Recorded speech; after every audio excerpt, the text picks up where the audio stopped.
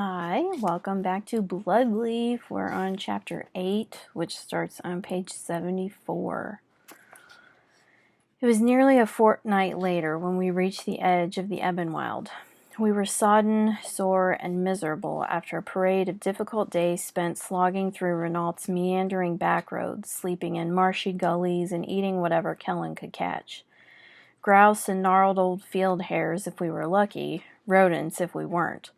The tribunal must have figured out they'd burned the wrong girl. After a few close calls with their scouts, we gave up fires as well and were forced to scavenge to eat. Mostly pennycress and wild clover, as it was too early in the season for much else. We were carriageless now, too, after ours sank up to the sash in spring mud and could not be pulled free. Kellen had wanted to try longer, but I insisted otherwise. I could see that ours was not the first party to find calamity in that spot, and I did not fancy joining the sallow, bloated spirits hopelessly clawing at the mire. We were fortunate it was only the carriage we lost. Many others had not fared so well.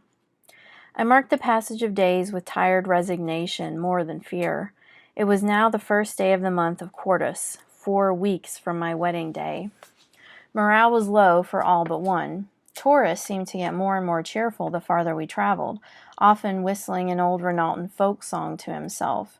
When we first sighted the forest on the horizon, he even started absently singing the words.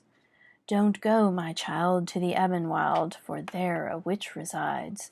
Little boys she bakes into pretty cakes, little girls into handsome pies. You'll know her by her teeth so white, eyes so red, and heart so black. But if you see her, child, in the Ebonwild, you won't be coming back." He was about to launch into the second verse, about a cursed and headless horseman, when I could take it no longer and snapped, "Please, no more!" He flashed his teeth in an irreverent smile, but the singing stopped. The whistling, however, did not. It continued for the duration. That night we camped just outside the tree line, not far from the bank of the river Sentis, and made our first fire in days. Kellen had caught a collection of perch with a long thread from the frayed hem of Lisette's dress, and a hook fashioned from one of her earrings. She protested mightily about being deprived of them until the fish were off the fire. After that she made no more noise. It was our first decent meal since Cyric. Conrad ate quickly and fell asleep with his head on Lisette's lap. He'd barely said 2 words to me the entire journey, and he cried often, big, round tears that slipped quietly down his cheeks, only to be hastily wiped away before anyone could notice. But he never complained, despite the wearying travel and the sting of being deprived of his mother and home for the first time in his young life. I burst with the urge to reach out and comfort him, but I never did. He had Lisette for that. I watched her carefully move him from her lap to his bedroll, tucking a blanket tightly under his chin before lying down herself. They fell asleep swiftly. Taurus took first watch that night and left for a better vantage point not long afterward. Kellen and I were alone. He settled a fur blanket around my shoulders. "Taurus will watch the first half of the night, and then I'll relieve him." I gave a half-hearted nod, my thoughts far away. "Aurelia," he said, sitting next to me.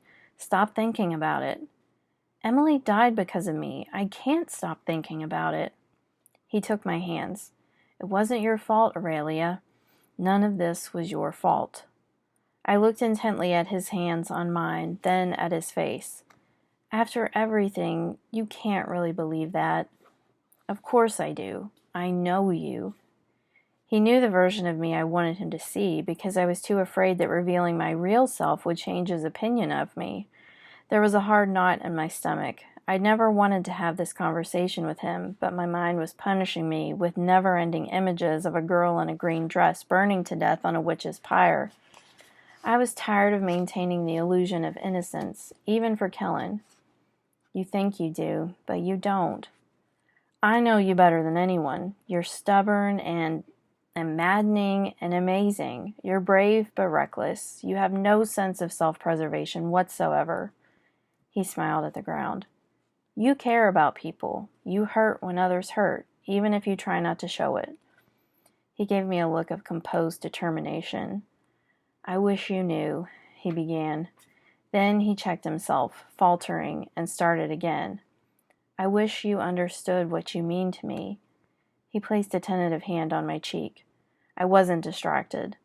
"You saw what I did at the castle, in Cyric." "Aurelia, I don't—" "Tell me what you saw," I ordered. He was shaking his head. "Simon was dying and you said some things, and what else do you want me to say?" "I want you to look me in the eyes and explain to me how you can believe that I'm innocent. You were there. You witnessed it firsthand."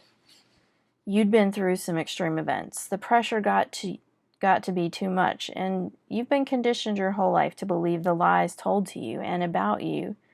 "They aren't lies," I shouted, standing. "None of it has been a lie. You want the truth? I am exactly what they say I am." I took several long breaths. "A witch."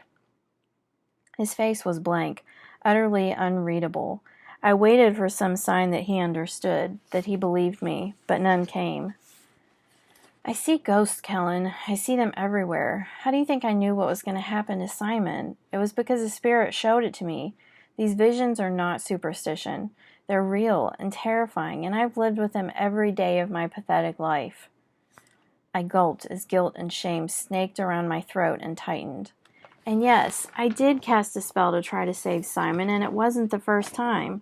It was a mistake to do it in front of all those people who already loathed me, but you know what? I might be glad I did it. I hate what happened to Emily, but I'm glad about what has happened to me. Because I don't have to pretend anymore. I don't have to wonder anymore what you'll think of me when you finally realize the truth." Kellen took me by each shoulder, stopping to hold me in his brash gaze for an instant before bending his head down to kiss me. He kissed me, and in spite of everything, I squeezed my eyes closed and fell into it. Kellen's arms were around me, and his lips were pressed hard against mine, and for a moment, nothing else in the universe mattered. Then the kiss broke, and he murmured against my cheek, "You are not a witch, Aurelia. You're just a girl who's had the weight of the world on her shoulders for too long. We're not in Renault anymore. You can let those fears and superstitions go. You can let all of it go. Renault, Aklava, everything. You and I, we can go wherever we like. Be whomever we like. Just say the word, and I can make it happen." My heart thudded heavily. "You want me to run away?" "Yes," he said without hesitation. "Run away with me. We'll put all of this behind us, forever." I was struggling to comprehend. Just leave? What about my mother, my brother, Renault? "With you gone, I'm sure everything will go back to normal for them. Conrad can go home, your mother can again secure the throne.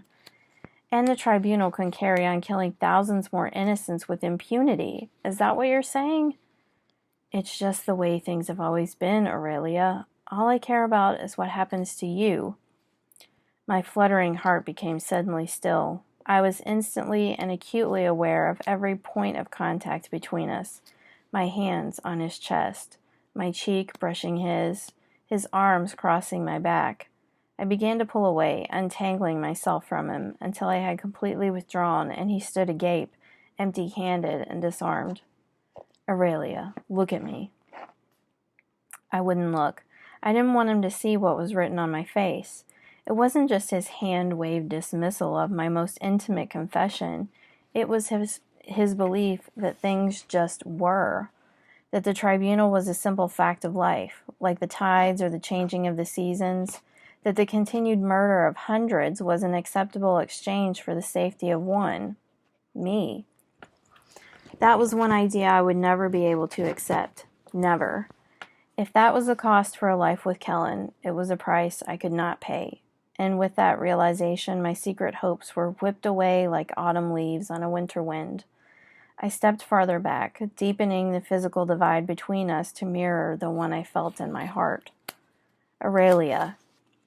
I kept my head turned away and gazed at the fire and the forest looming behind it. A black velvet shawl draped across the white, hard-angled shoulders of Aklava's distant mountains. I said, "Everything you've seen, everything you and I have been through, and you still don't understand. Have you been listening at all?" He came between me and my view of the forest and sky, his eyes narrowed and full of feeling. "I'm trying to tell you I love you, Aurelia." "You can't." I said leadenly. You don't know how. What can that possibly mean? It means that when we get to Aklava and you've been assured that I'm safe and settled, I'll dismiss you from your duties and you'll be able to return to Renault. Stay in the guard or don't. Marry if you like. I felt my composure slipping. I hope you do. He said nothing more. He just turned and walked away, down past where Lisette and Conrad were sleeping, and out into the tall, starlit grass of the border fields. It wasn't long before I couldn't see him anymore, and I collapsed onto my bedroll, anguished and alone. Good, I thought. The only person I can hurt now is me. The end of chapter 8. See you next time for chapter 9. It kind of rhymed. Bye.